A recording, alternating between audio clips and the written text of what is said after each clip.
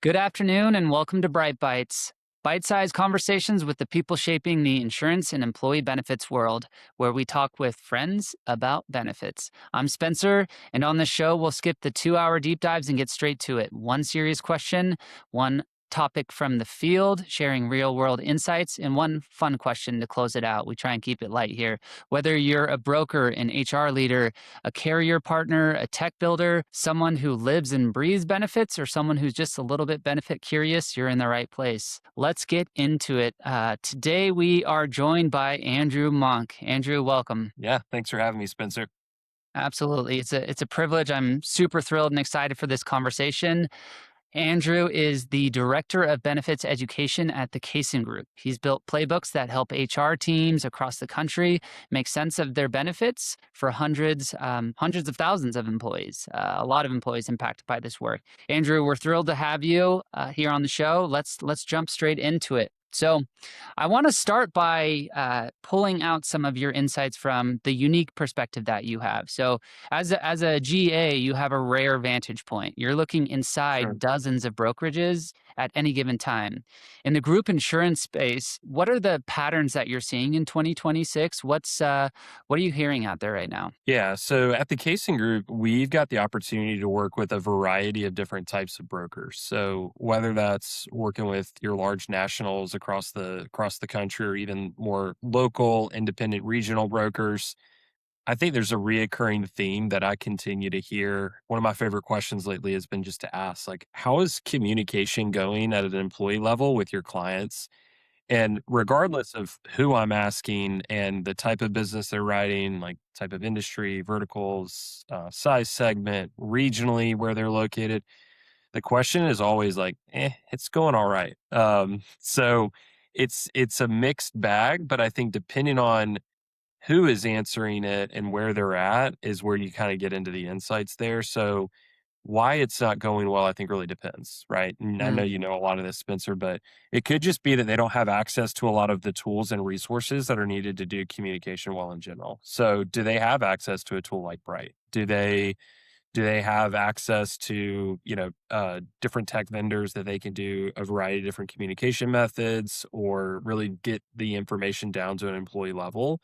Another common thing I see a lot is they just don't have the efficiencies to do it well. So mm, a lot of our large national partners, like they're continuing to scale, and with scale comes the need for efficiency. And with efficiency, it's like at a client service level, like with your account managers, like what should they be spending time on? Should they be spending time on building out communication content, or should they be spending their time on serving, retaining, and renewing clients and groups? And I think you and I both know the answer of which one's going to get the nod first, right? And then I think so. With that, again, the answer is just always it's not going well in general. And so I think as we dive into that with them, it's trying to figure out like if communication is not going well, how do we come alongside of them in a way that supports those different unique needs. Like, is it efficiency play? Is it a cost play? Is it just the access to the tools? Is it even just beginning to start to entertain and think that communication should just be done in a different way than what you've done in the past? Like it's a terrible analogy, but I like to just use like, you should never just rubber stamp something and you should never just use the exact same recipe for the same thing over and over again. So like that broker that just likes to go out and do no offense to anyone who's in that audience, but like no one who wants to just go out and do the group level meeting and then drop the stack of benefit guides behind and then leave. And then they feel like that checked the box for communication. Yeah, exactly. Like you and I both know when you look across that room of people, you're going to have folks that are different age brackets, different level of understanding of benefits. Socioeconomically, they're going to be very different. Technologically, they're going to be at a different stage of life, and so everyone prefers options. And how we get options and engage with those folks in a different way is really the most impactful thing I would say. incredible. There's a lot of different topics in there that I would love to pull the thread on, and I think a lot of those topics probably resonate with our audience. Like one of the ones that stood out to me is just this balance of administrative work and the Yep. time spent on the administrative work and freeing up that time, what that means for actually repurposing that time, reallocating that time to strategic things, revenue generating things, Mhm. things that actually strengthen the relationship with the client, with the HR teams at these clients. And I'm curious if we could just click on that one a little bit and, Sure.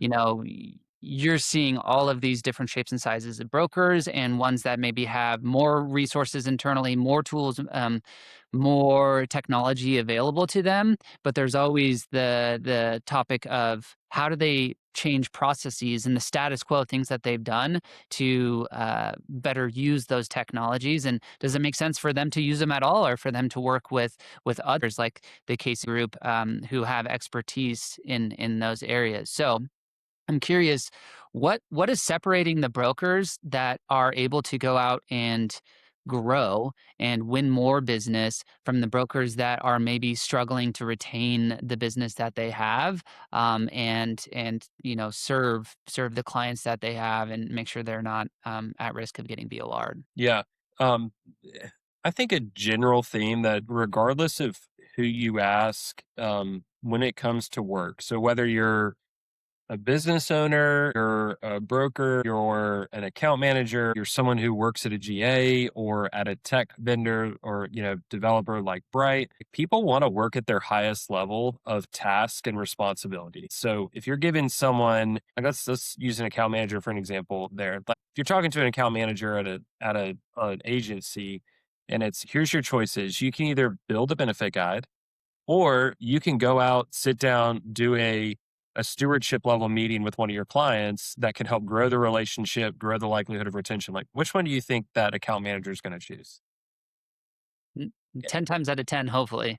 Yeah, yeah, and if maybe they aren't choosing the stewardship relationship play, um, maybe they should be in a role like that, right? Like, they wanna work at their highest level, and Yeah. so that's a big thing that we're trying to push with our clients is like, "Hey, we wanna come alongside of y'all from a consultative perspective so that all of you can work at a highest level." That's all the way from broker to account executive to account manager to even their back level service teams to understand, like, hey, as y'all grow and you work at your highest level, that's going to increase your efficiency. It's going to allow for you to, no matter what task you're doing or what role you play in the the sales process or pipeline, right? Like it's always a loop. So you're Mhm. either going and you're prospecting for more people because you're not having to go out and do group level meetings anymore. You've got better engagement tools, better communication tools. You're not having to build out benefit guides or sit and run back and forth and deliver them from a printer, those types of things, or run them out to your clients. Like you're working at your highest level and you're pushing that stuff to a company like Bright, whether that's you're buying a license and you're being the license holder to do all the building yourself, or you're using y'all's, you know, um, client service team to build them, or even you're using a third party like the Cason Group to do all of the building and management. Your workload goes from like maybe it took you 20 hours to build a benefit guide to where now all of that is done by gathering all the content, take an hour to do it, maybe sending an email, and then now you have 19 hours left over to do something else at a higher level that can ultimately either grow top line revenue or help you control cost. And really, you're doing both at the same time, which at the end of Yeah. the day, everyone wants to either grow top line, control cost, and then in turn, grow your margin in your business. So, Yeah, I love that topic of helping elevate the human beings yeah, to a higher level of their own capacity, of their own potential. And, yep, I think some of the other downstream benefits you're getting when you allow that account manager to focus on the client relationship and stewardship with the client is elimination of tasks that are going to lead to burnout, right? These yeah, repetitive tasks, these overbearing, overwhelming tasks that just fill up your plate. If you can augment and offset that, again, I just love that concept of let's help human beings be elevated to their capacity of the work that they're able to do and the work that inspires them. yeah. Um, Because I was talking to one of our executive team members here the other day, and I was just, it was kind of a fun conversation because I'm asking him questions like, what was it like to be a rep, 20 years ago when you're calling, like really before a lot of the technology that we use in this space provides? Like, what has it freed you up to do differently now? And just hearing like, man, 20 years ago, we wouldn't have really thought about how much like email has increased efficiency, right? And how he's able to now work at a higher level as a leader, as a sales individual as well. And then we think like, okay, well, what's the next iterations of those types of things? And where are people going to be at in the adoption curve of technology like a Bright, for example, like, hey, if you adopt something like this and you brought back 19 hours in your day from that task, like what else can we be doing to work at a higher level? Like Yeah. no one right now wants to go back to, snail mail and not having email or even just having to remember people's phone numbers because people don't have cell phones. Like it seems silly to say that, but in hindsight, no one's going to go back to that old way. So No, no, and now in 2026, you can't walk down the street without getting hit in the head with some AI absolutely. efficiency gains, just how that is going to shift even further and accelerate that shift, as far as technology is going to be really, really interesting to watch, in the coming months and Yeah. years. And Let's that's pivot. what y'all, sorry to interrupt that No, thought there. no, let's go. Yeah. I would just say, and I think that's one of the things that's so cool about like, about y'all in general with Bright. Like, if I can give my 2 cents plug there, like the culture y'all have adopted as a company to say, we want to continually push for innovation and to be at the forefront. Like, that's what excites me about what y'all do and where you're at because you do continue to push in that regards. So, Well, thank you. yeah, Not needed, but well appreciated. Let me put it back on you a little bit though, yeah. right? Because you've built your career here at this intersection of education and innovation. So, what is Cason Group, and what are you doing at the Cason Group to modernize the broker experience to help kind of bring those along the technology curve, if you will? And what's changed in the last year, in the last 24 months, in regards to how you operate? Yeah, I think from when I first started in this capacity that I'm working now, a lot of enrollment firms, which is a big part of the Casing Group's business overall, although we do a lot of other things like bid admin builds, traditional coding implementation service, et cetera. But it used to just be the services as a whole were very tight and constrained of yes, we educate people, yes, we communicate on benefits, but it was a very, like, tight parameter and the right fit from a client perspective that we could work with. Yeah. And as we've evolved as a company, and I'd say really in the last 18, 24 months, we realize, I everyone needs communication. So if you're taking, you think about product market fit, like if we have these very tight parameters for who we can work with to provide our services, and it's like, you got to check all these boxes that one could be difficult for a broker to obtain. And then secondly, for a group to agree to. And then thirdly, that the employee even wants to participate in that type of process. It's like, man, the market product fit doesn't align there. So, you know, it's tight, right? And so you go back to the Yeah. point, like no one is doing communication well or thinks they're doing it to their fullest potential. So how do we come alongside and aid in that? And that's where we've started to try to view employee education, enrollment, engagement as more of a spectrum, for a lack of better terms, and understanding like, okay, if we look at a 680 life group, like first question, like I often ask our sales team when we're talking about opportunities and we're strategizing is like, well, what's the industry? What's the employee population makeup? What's the demographics? Where are they located? What's been done in the past? Because you can start to then realize there is a spectrum, right? Like if someone comes at it and just says, here's how we're going to do communication, education, engagement, and you kind of put it in that tight little box, like you're going to miss this massive population of people. And so what we've been trying to innovate with is how do we provide resources so that every single individual is met where they need to be met at from an educational perspective. Because at the end of the day, um, groups spend an exorbitant amount of money on their benefits package and they want to see an ROI on it, right? Like if you've got top 3 to 5 line item on your P&L as an employer and you're not actually realizing an ROI, not just financially, but culturally, Mm, um, with your employees, like we're missing the point. And then brokers and their service teams are spending, countless hours shopping, strategizing benefit packages, working with carriers on the renewals, et cetera, all those types of things. And then if the communication's not done well, it's like same type of concept. Like you just missed the ROI on that. So what we're trying to do is look at every single opportunity consultatively and understand like, okay, is this tool the best resource? Is this strategy going to engage with their population the best? How do we meet every single person so that all parties win and that the employees really start to impactfully understand where their benefits impact them, how they're served financially, and how they can live a more financially secure life through insurance, which is ultimately at the core of benefits insurance in general. So yeah. I love recentering on that kind of theme of at the end of the day, it's impacting human beings, right? And absolutely. I love the spectrum analogy because in the first question we talked about this kind of the maybe the bell curve of adoption at the broker level of changing processes and adopting new technologies, but that also exists for the humans and the call outs of just a diverse workforce, right? Multi generational, Mhm. and they all exist on that spectrum of how they want to be communicated to and their comfort level of utilizing technology or old fashioned paper.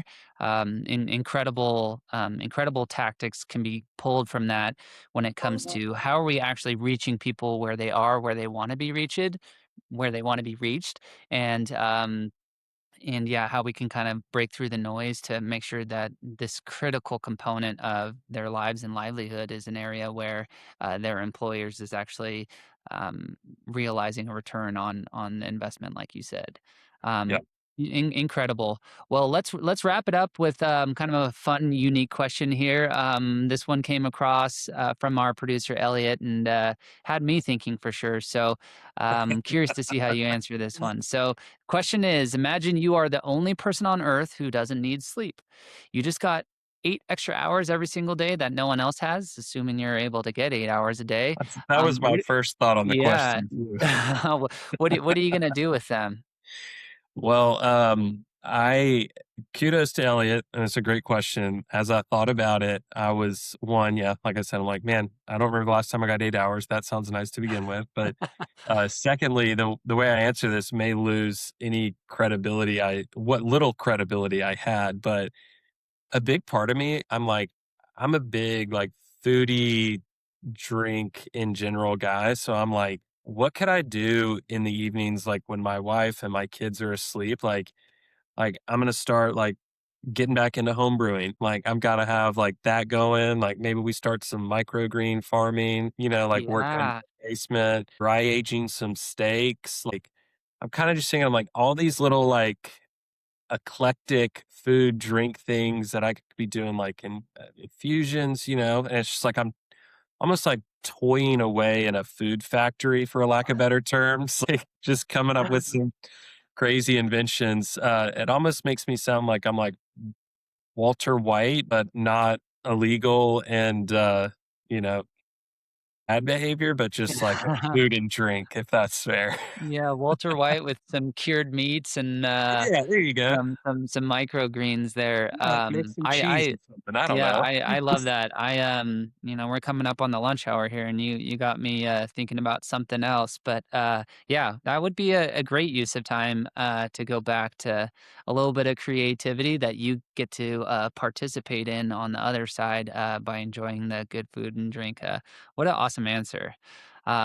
Fantastic. Well, Andrew, thank you for being on the show. Thank you for your time today. For our listeners in the audience, tuning in and getting to the end here. What's the best way for them to get a hold of you personally, and what's the best way for them to learn more about what y'all do at the Case Group? Yeah, best way to reach me, go on LinkedIn, Andrew Monk, and then I'm with the Cason Group. And also, if you want to learn more about the Cason Group in general, check out our website. It's just thecasongroup.com. Also find us on LinkedIn as well. I'd be glad to talk with you a little bit more about just what we do. We also have sales teams represented across the country too, and I could connect you with your local sales rep too, just to talk a little bit more about how we're doing, what we talked about in today's conversation, and our partnership with Brite, which is obviously a big part of it, and why we love those guys and gals down there. So Amazing. Love it. Well, thank you again, Andrew. Enjoy the rest of your day, and we appreciate you so much for taking the time to be on the show. For everyone tuning in, that's a wrap on this Bright Bite. Thanks for hanging with us, and we'll see you next time. thanks, Spencer.